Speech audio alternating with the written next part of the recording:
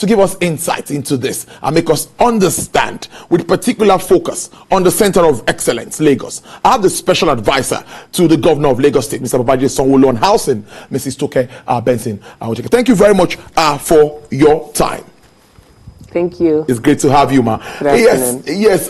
A lot has been talked about. I went through all that you've been doing. First, I must commend you. But take us through where we are and how this relates to the theme's agenda, housing in Lagos. Thank you very much. Well, you know, housing is under the 21st century Lagos agenda of the Governor of Lagos State, Mr. Babajide Sanwo-Olu. So, prior to the administration's taking off, we had a transition committee, and everything we spoke about was how to make housing available to all. And when we got here, we found out that there's a lot of hurdles to cross. Part of the hurdle is the lack of transparency. There was an opaqueness in the society, in the business, in the sector. And we needed to break through that opaqueness to make it transparent. We found out that we needed financial responsibility, we needed fiscal responsibility. We needed a proper governance structure for the people, for it to be able to thrive. We needed to get in foreign direct investment, we needed to get in local investments, but there was that trust deficit. And so Mr. Governor held series of engagements with practitioners in the industry. We had several with the build sector, we had several with the agencies, the realtors, and we thought the best thing to do is, after that engagement, set up a committee that will look at this thing holistically and come up with a framework for government to thrive and for the business to thrive.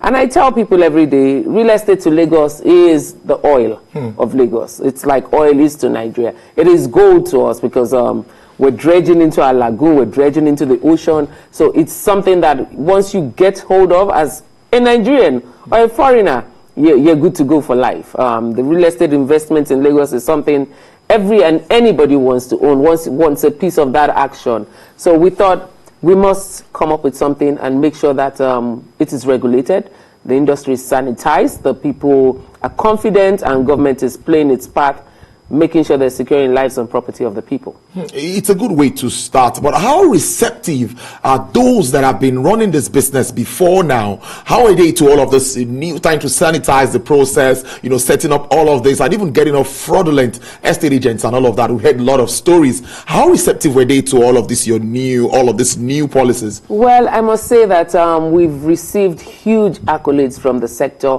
We've had some setbacks, as you know. Every change in life is resisted by some sector or the other. But generally, it's been quite good for us. The industry has seen that we're trying to sanitize, we're trying to regulate. The people themselves are happy because I always tell this story of the first day of my work at Alausa. There was a mammoth crowd that came in from Alakbere. And I think you remember that story of about 200 and something people who had been defrauded of a 15-unit structure in Alakbere. And initially, it was something that we thought, oh, what's going on here? And then we saw that the fraud in the sector is something that we needed to look at, take hold of, and make sure that we as government take our proper place in the industry. So someone built a 15-unit structure and sold to 200 and something people. So we're in court. We've had various of that. We had 70 people in Bagada area of Lagos. We had some in Ajao Estate. In Ajao Estate, fortunately, that property has been confiscated. It's been given back to government, forfeited to government through the law courts. And we intend to sell off that property and give the victims back their funds. Yes. So the agency, Lagos State Real Estate Regulatory Authority, is actually taking its proper position in the committee of agencies in Lagos State. That's also a very interesting. But when we talk about housing, now a layman's question here. Many will say it's expensive. Where do I start from? Yes, abroad we know of mortgages and all of that, so it's always very easy, flexible. And at the time there used to be this rent to own thing. I think my mom also benefited from that when I was quite young. When some companies had houses where you pay over time and you don't even feel it and you pay off. So how affordable will someone own a house in Lagos? How easy is it? So there's a store in America. It says an informed customer is our best consumer. A lot of people do not know what government does. We try to put it out there for people to see. So we have something called the rent to own. As you know, Lagos State government, we have various schemes all over Lagos. I can begin to name them. This administration has actually commissioned at least 5 new estates. Schemes, okay. So we have this policy in Lagos State government under the Ministry of Housing called the rent to own, and that is being managed by the Lagos State Mortgage Board. So what it basically does is any man who has an income can afford to buy a home in Lagos, because all we ask of you is 5% of the cost of that property or that unit you're purchasing, and you spread the rest of the payment over a 10-year period. So assuming the house is 5 million naira, you pay down 500,000, and then we break the 4.5 million over a 10-year period. We do that also making sure that you have been pre-qualified, because we do not want sit-tight tenants who would take that opportunity, take that slot away from another Lagosian and is unable to pay for that particular unit. So you pay it over a 10-year period, and we have various structures all over Lagos estates that we're doing this on, and thousands of beneficiaries as well. Mr. Sanwo-Olu has been graceful enough to bring back that policy, because in the last 5 years, it had been halted by the previous administration. But this administration has actually started it off, because we commissioned Igbogbo about 2 months ago, and it's all rent to own. So anybody who is buying Igbogbo doesn't have to put down the full amount of money. They just need to put down 5% of that, the cost of that unit, and then you can become a homeowner in Lagos. And we're also trying with the mortgage industry, and that's why we have that technical committee. The technical committee is looking into various things, including financing, mortgage, and everything that you can think of in the value chain of the real estate sector. We're trying to bring in foreign direct investments into the state. We're trying to make sure that there's transparency, and the governance structure is transparent enough to attract foreign monies into the sector. So as soon as we can get in those investments into real estate, we can crash the market. We can break the monopoly of the developers. Well, I would not call it a monopoly per se, but just it's a matter of demand and supply. But if we can get that investments in, the monies in at good rates, then the people of Lagos will benefit a lot from that. When you do big projects like this, you need support of legislators, talking about lawmakers in Lagos. So I saw through that there are some new laws you're trying to also rebuild and sanitize the industry, like the mortgage foreclosure law and the Lagos foreclosure law and the Lagos Real Estate Regulatory Authority bill. Can you tell us about this? So we had a law from 2007 called the Lagos State Estate Agency Authority Law. That law is what has been amended in 2019, 2020. It's presently at the House of Assembly. It's now called the Lagos State Real Estate Regulatory Authority Law. And that's the law that enables government to be able to sanitize the industry. That's the enabling law for what we ventured into right now. So also, we have the foreclosure law. The foreclosure law is the very, very important one. It is interesting that the tenancy law, investors believe that the government skewed to the side of tenants, and you could have tenants sit and they were under the protection of the law. But with the foreclosure clause in the mortgage law, it has brought in the process of foreclosure. When you sit tight and you're not paying your mortgage when due, you're given the time frame to make good with the mortgage payment. If you don't pay within that particular time, you go into foreclosure proceedings. You're given all fair hearing. You're given everything, because we try to be fair as well. We make sure that whoever the investor is, he's protected, and whoever the person who has also bought into that property is protected. So it has the guidelines as to how and when the foreclosure would kick in. So this has actually built, is going to help us build investor confidence in the sector. This is something that even the Mortgage Bankers Association had been pushing for a very long time. Lagos is catching up with that, and finally we caught up with it. It's a very, very important piece of legislation that the industry is welcoming. We see, when I look at the population of Lagos, it depends on the figures. We want to follow NBS, Lagos figures. Some say more than 20 million. I try not to go into that. Some say 22 million. So I also worry, because business, we're always very careful with figures. But now, bridging this gap, all of these schemes, we still have some state government housing schemes, right? How do you see us bridging this gap? Or at what level? What could we achieve? Let's put it in this way. Maybe medium term, short term, long term. Okay. How do you see us bridging it with all of this being put on ground? Interestingly, that technical committee is going to be looking at that. Wow. I mentioned earlier on, foreign direct investments into real estate. Key. And you want to find out that the kind of money that comes into real estate in Lagos State on a yearly basis that is not being accounted for, especially from diaspora remittances, is huge. So we're going to be capitalizing on that. The committee is going to be looking at that. We have that 16-man committee. It's going to look at 4 critical things. That's foreign direct investment. We also want to come in with a trusteeship and an escrow account banking diaspora remittances in real estate. We as a government are not going to be doing that. The private sector is going to be doing that. Okay. What we really want to do is to make sure that monies of investors are protected. Monies of off-takers are protected. So a businessman goes into development.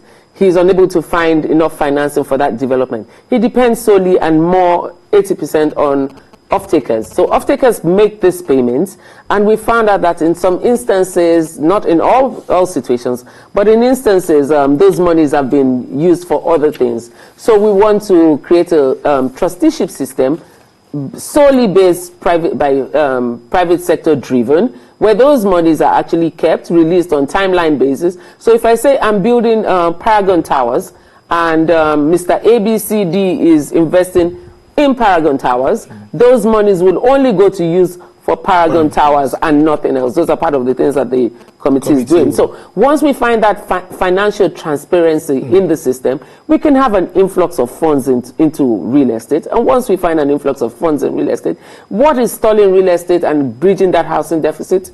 It's the land bank in Lagos, like I said, and the finance. And if we can drive down interest rates, fortunately, interest rates have crashed all over the world. So if we can crash down interest rates and we can get off-takers to take it, and the land available through the Lagos State government, because we actually do PPP projects. We encourage private investors to come and help us. We as government cannot do it alone.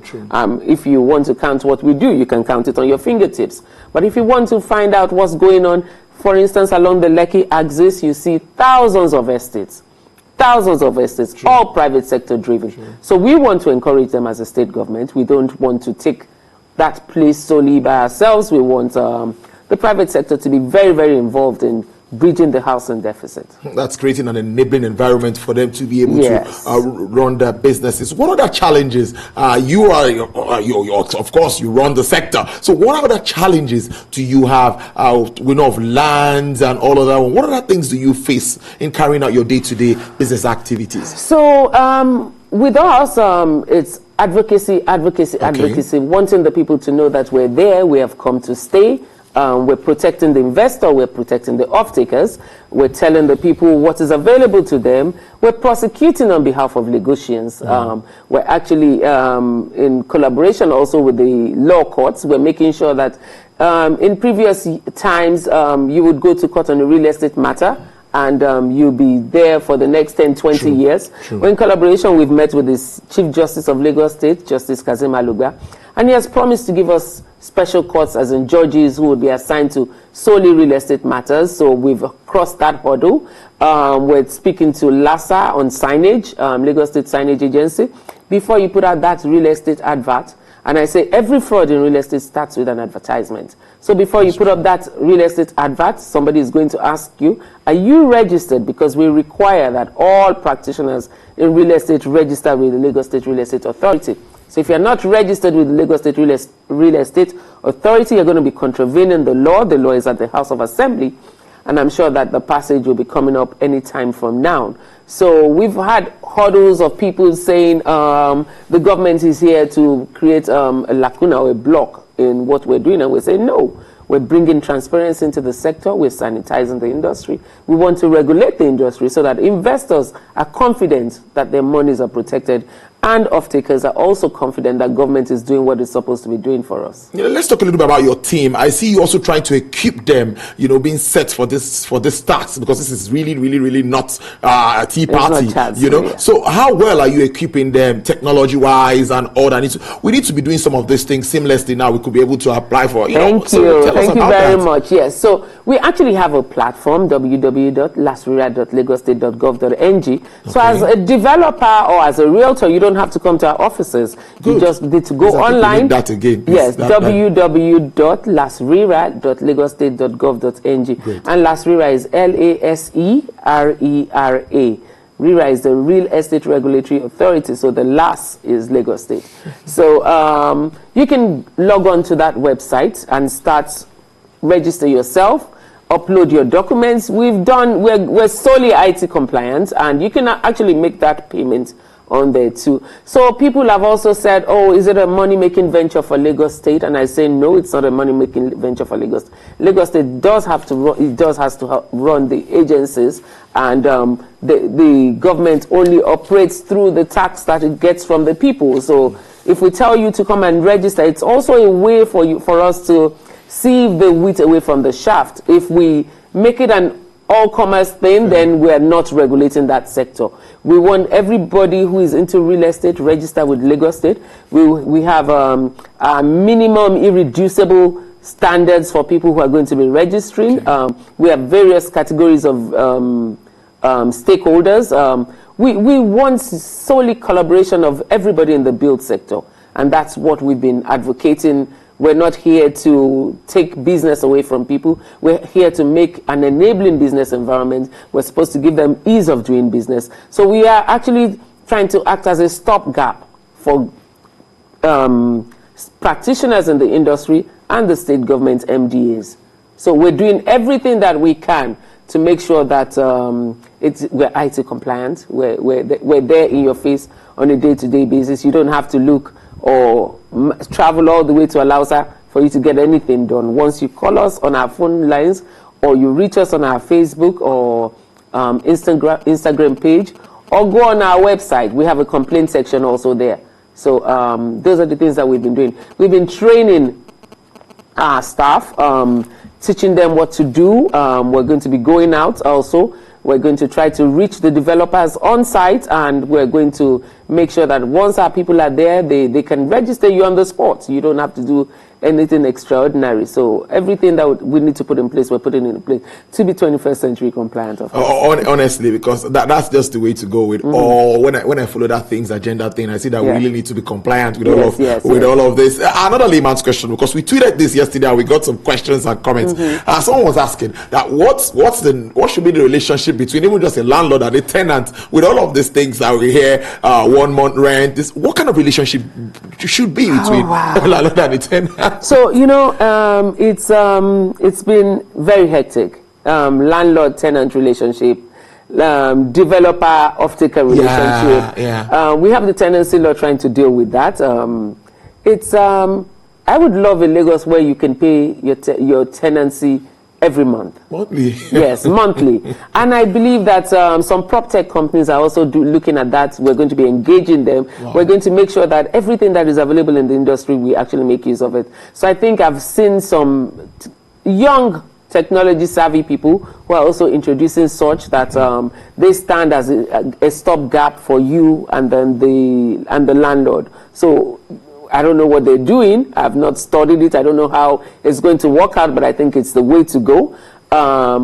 As government, we cannot compel you on how much to charge, but we can tell you tenancy should be a yearly tenancy agreement or a biannual or whatever, but we cannot actually say 1 month to month, because we also understand that investments have gone into building those structures.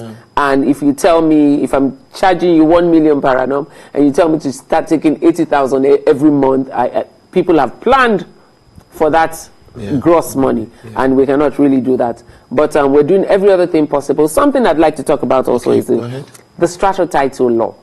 That's also called the condominium law. So if you look around Lagos now, we all live in estates. We live in high-rise buildings. We live in gated communities. and we really don't have any regulations talking about how you and I can cohabit successfully without rancor in those estates. So we're looking at that. We're going to be, I'm not going to call, it could be something called meddlesome, but it won't be meddlesome. We're actually going to be engaging with facility managers and management companies. Okay. We've had a lot of issues around facility and management. People have been tied into unnecessary and I cannot think of a word to use now, unnecessary terms and agreements on supplies, on amenities, on power and water, and we've looked at what's going on and what's going on in the state, and we think that it's time for us to actually look at it legally and see how we can bridge the gap between the tenant or the off-taker or the owner of the property and the estate management. So we're looking at the condominium law. It will guide and regulate what goes on in that environment. I always say, when we were growing up, we used to grow up in single-family homes, but now we all live in estates. We have communal living, and so we should look at how to regulate peaceful coexistence of people in Lagos. So also the strata title is something which is very dicey, and I've had people call me on how we're going to do it when you have when you take a unit or a piece of square meters or unit within a structure. What kind of title comes to you? We're also debating that legally. We have a legal team in the technical committee, okay, who is also looking at that. We're going to look at title issues and how best we can get people get title and turn that dead real estate into monies that they can use for other stuff. Well, it's a good way to leave it when you're talking to a lawyer. It's really, I was expecting this. Thank you very much. Is there anything more you want Lagosians to know as we wrap up this segment of the show? Well, just to make sure that people are enlightened about what we do as a state government. First of all, on LASRERA, the Lagos State Real Estate Regulatory Authority, we want people to actually collaborate with us, stay with us, join hands with government. Good. We're not here to take anything away from anybody's business. We're just sanitizing the sector, regulating the sector. We're actually going to be in the face of people and trying to protect our citizens, because that is our first and basic core, to protect the lives and property of people. And also that Lagos State government has various houses or units that is available for the people of Lagos to buy on the rent-to-own policy, and you don't have to spend your entire life savings to procure a unit of housing in Lagos State. Thank you. Thank you very much, Personal Advisor to the Governor of Lagos State on Housing, Mrs. Toke Benson Awoyinka. Thank you so much for spending your afternoon with us on Business